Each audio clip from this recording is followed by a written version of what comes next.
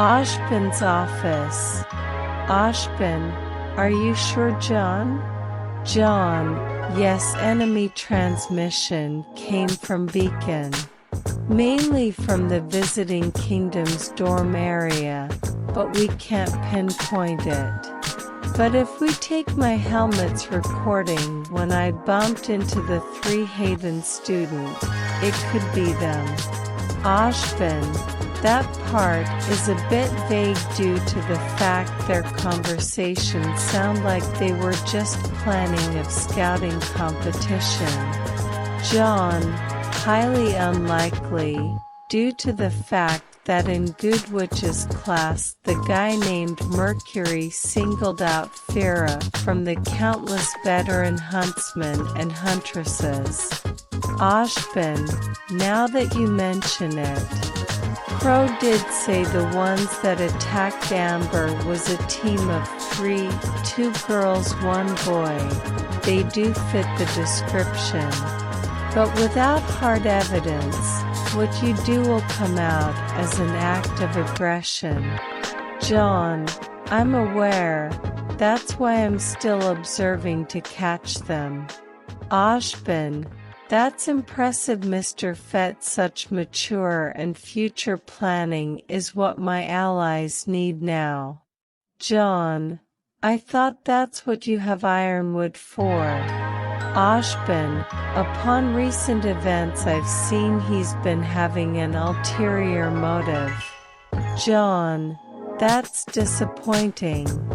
Has the Bacta tank and living quarters in the vault installed? Ashbin, as per your request. John, how is Gregor down there?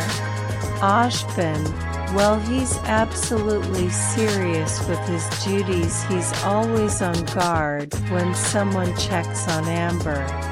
John, must have developed a crush. Ashbin, I'm sorry, what? John, it's something I do when it concerns my loved ones. Ashbin, well, it looks like she's in good hands. John headed to Amity Coliseum until he was stopped by Saffron. Hey there, baby brother. John, Gore. You do know I have grown up since I was away.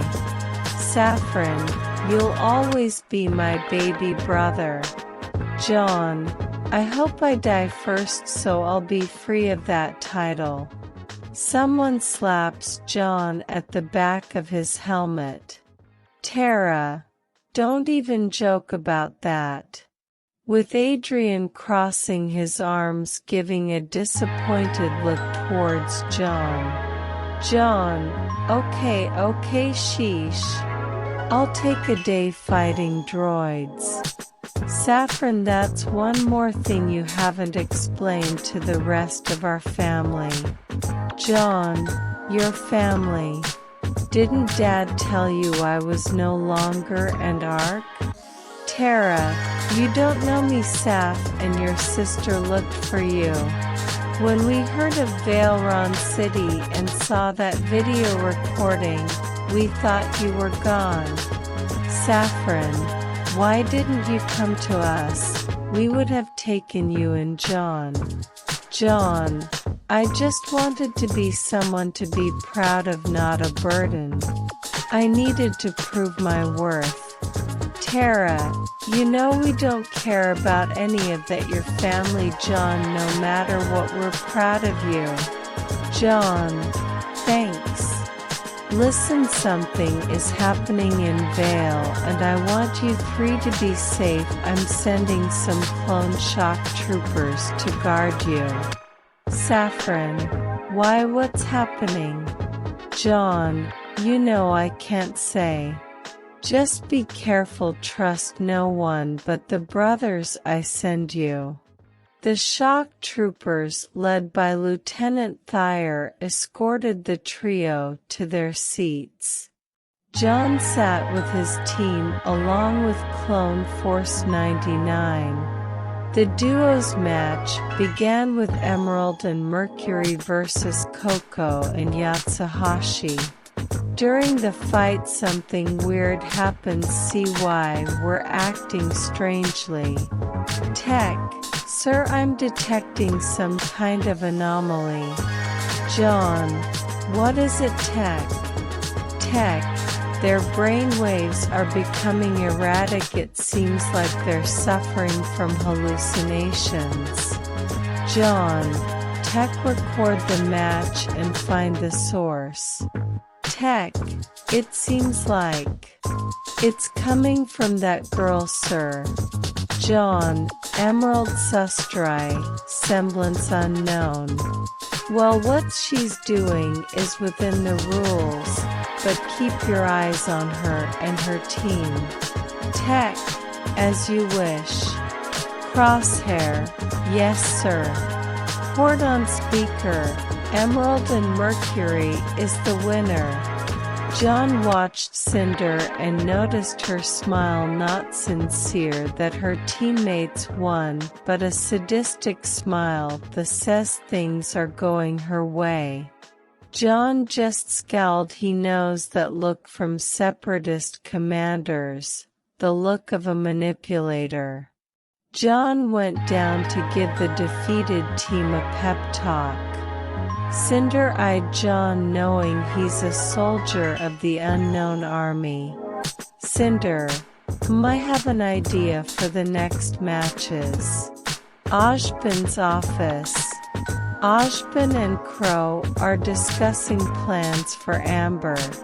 Ojban, well, Jaune, technology is a blessing. Crow, you said it. Who knew this Bacta was so good? Jaune exits the elevator. Jaune, how is Amber doing? Crow, a lot better 'cause of you, kid. Jaune, good. I believe the enemy know where she is. Ojban, that is troubling since her vitals are stable. I suggest we move her. Jaune, my men will handle that. Will move at the cover of night. Crow, I'll accompany you to make sure you guys are safe. Jaune, all right. They were able to safely move Amber out of the vault and into the Venator above Vale, hidden in the clouds. Crow, holy shit, this place is huge. He then drinks out of his flask. Jaune, must you always be drunk? Can't you be sober when we discuss matters of urgency? Crow, you sound like Schnee. Jaune, ugh. Welcome to the Redeemer, Venator class Star Destroyer. Crow, sheesh, intimidating much. Jaune, blame the manufacturer, not us. Well, Amber is safe here. We'll broadcast the tournament to your and Amber's room. Gregor will be there as well. Crow, so I get to bunk with lover boy. Jaune, you're beginning to sound like young. Crow, she is my niece. Jaune, next you'll be acting like a woman having her period. Crow, okay, now that was uncalled for.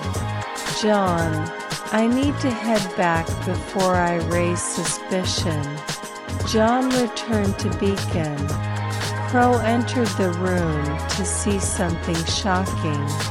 Gregor was at Amber's bedside and Amber now conscious. Amber, Crow, I need to tell you something. Crow walked over to her. Amber, it's about the people who attacked me. Crow's eyes opened wide.